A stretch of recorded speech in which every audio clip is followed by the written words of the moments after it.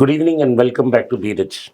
And so I'm back after my pilgrimage tour and I'm here with my brother on the studios. And today we are discussing a old fad of Vinod's which has now made a comeback.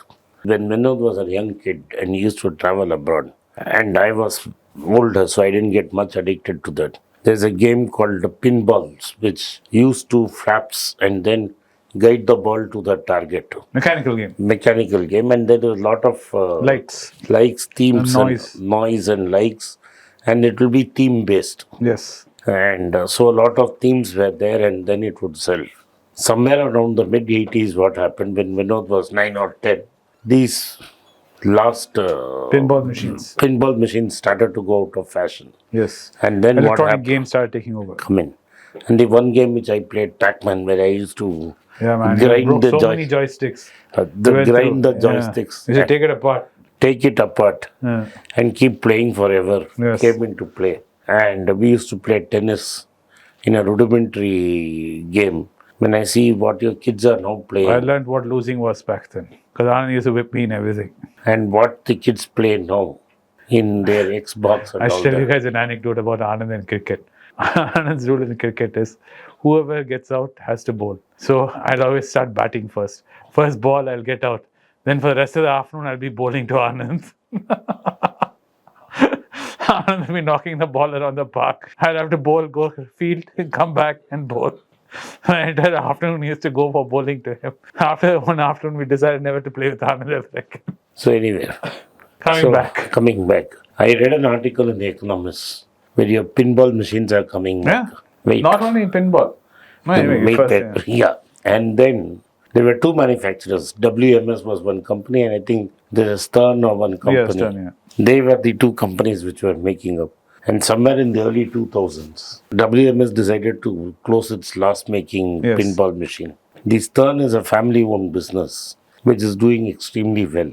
Yes. And they now added a new factory. Yes. And there are people opening arcades of pinball games Correct. where you have a lot of enthusiasts going around and playing. Yes. What is happening, Vinod, and why is it? Well, it's just not in pinball. This thing is harking back to the old days, is happening in all technology. Believe it or not, film cameras are very big right now. People are buying film cameras at exorbitantly crazy prices. Old second-hand, What third-hand. you had? Yes, film cameras. What Appa's camera is there. They're still buying those. You still use Yes. them? You don't use I don't them. use it. It's still there. It works? Yeah, it works. But who'd buy a film? And you won't believe it. The crazy part is you buy a film, Kodak film, load it, go shoot. Not even with the multi-lens. The old point and shoot, those Konikas we used to have, Yashica, they'll go shoot. Then they'll develop it. Okay? And then they scan it. And after scanning it, they're putting it on social media. Which is just the most convoluted way, which you can just do with the phone. You take your photo and you can upload it. No. It's become an art form. And they're spending lots of dollars in this, huh? Because But I wanted to ask you this. You come back to pinball. What is happening in pinball? it's just fun. Okay. But It's not uncomplicated fun. Okay. There is no social media. There is no need for internet. There is no need for cloud-based getting online, playing against each other. It is just But- you and a simple machine and your skill of knocking that ball and your reflex action. And it's entertaining. The lights. Yeah, and but something now about- what economist says is that guys like you who have disposable income, you want to buy those toys. Yes, very So true. You It want is- to buy those toys. Yes. And enjoy playing it with your kids. Yes, and a lot of people are buying it and keeping it at home, and it's very Yeah. expensive. Yeah. Those machines run up Yes. quite a few $1,000s. They're not cheap. So I'm not surprised. People at my generation who And have made some money, they want to pass on this nostalgia to their generation. Their children and grandchildren are investing into these pinball machines. It's making a comeback. But second-hand machines are also Huge. a huge business. Yes, it is huge. There's a collectible market. Yes, there is a collectible market, and certain games are very famous in pinball, and they're not made. And They're not made. those are not made again, and there's a lot of nostalgia with it. And the electronics in those, the new machines don't have the same electronics because ICs have come and all. Those are all valve machines with all relays. You can't even imagine the electronics. It's like you going back to your engineering days and seeing in the labs, those relays you turn on and off goes. Yeah. those relays are the ones which are controlling these. These are not electronic machines. These are like old school, man. And this is fabulous. It's an era of world gone by using gates, NAND gates, and all that. Do you know this is much before this pinball was? Oh. It used to be completely mechanical without any Yes, electronics. yes, way back. You're talking about springs. We're talking of 50s. Yes, way before your time and my time. Yeah. And there was a gentleman who loved those games. Yeah, and I know where you're going to. You're going to talk about Warren Buffett again, and how Warren Buffett. You know this, the Warren Buffett had a I think you should share the story with everybody. Huh? You should tell everybody, the viewers, the story. So Warren Buffett had a company when he was less than 10 years old or around 10 years old. His company was called the Mr. Wilson Company. The secret part was there was no Mr. Wilson. Yes. And so Warren Buffett had a friend with whom he went up to college. And you can look up his name. And from school to college, he was good in fixing mechanical things. Yes. And those days there was no internet, social, computer, nothing. Nothing. So these second-hand machines were junk. Yes. So what they did is, Yes. Warren Buffett had made money by searching golf balls and other schemes. Newspaper and collecting soda bottles and returning them. You and name he it. took that money and bought some Defunct machines. And he got his friend to fix it. And his friend liked it, passionate, and made it in working conditions. Okay. Brought back to mint. And then what Mr. Buffett would do, would go and place it in a barber shop. Correct. And said there was a Mr. Wilson who was too busy to come. And the first arcade, they would place it in the barber shop. And the kids could put their money in it and play games. Correct. While waiting for the father to get a haircut. Father are waiting for their turn to get a haircut. Correct. And the agreement with the barbers was that they could keep 25% of the money, while the Buffett partnership, the Wilson Company, used to collect 75% of the cash. These machines were bought for nothing. Correct. So these guys were piling up a lot of spewing money. Cash.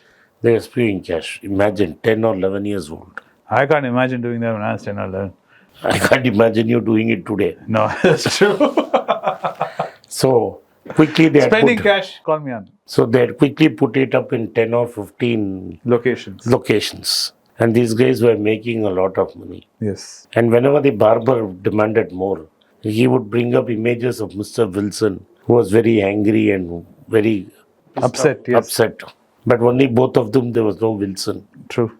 And then finally, when it got too bad, they decided to take back the machines and sell it. Correct. And I think this is because Buffett went to Washington. Yes, the family moved. But this is the way he made his first money. Yes. And this is the most remarkable thing about him is that, which I was telling Kesav in another video, was that for Buffett, his addiction is not money. His addiction is making money. He sees ways and means of making money just spew. Meaning, with a small setup, very simple, and money just starts coming. And now I've had an interesting. If the Stearns want to sell their company, hey, I'm sure Buffett's more than interested. Imagine a 92-year-old man. Yes. Filling up with the basements with those toys. I think he'd expand his office just to put up pinballs from end to end. And to keep, like how he keeps change for buying his McDonald's breakfast, he'll have it jar full of change to go and put it into his pinball machines. And then he will call all his friends, they have to play. Yes. Instead of games of bridge, there'll be games of who can score the highest, beat my score. Yeah. And so Bill Gates will have to put money. Yeah. But anyway, jokes apart, if the price and Stern wants to sell and the price is good, I'm sure Uncle Warren would be very interested in buying this and giving it to Berkshire Hathaway. True. A remarkable story of Mr. Wilson and company. Thank you for watching Be Rich. If you like this content, hit the like button, subscribe to our channel and turn on the bell notification. If you do not turn on the bell notification, you will not be notified every time we put out a video. Once again, I thank you for your support for Be Rich. If you do like this content, send it to your friends and relatives and have them take a look. Thank you once again.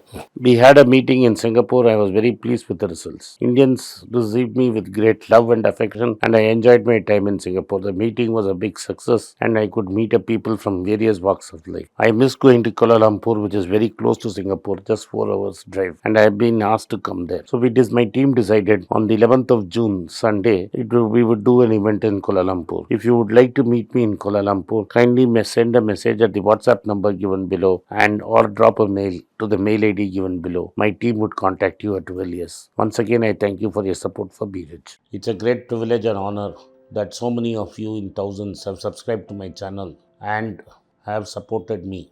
I have written 2 books in English, The Alchemy of Money and Ordinary Stocks, Extraordinary Profits. These books are published by us and are ready. If you want to procure a copy, send us a message to the WhatsApp number given below and my team would respond to you. If you want an Amazon Kindle copy, you can click the link below. Finally, those who wish to consult with me can send a mail to berichenglish@gmail.com. Once again, I thank you for your support. If you like this video, press the subscribe button of my channel, hit the like button and turn on the bell notification.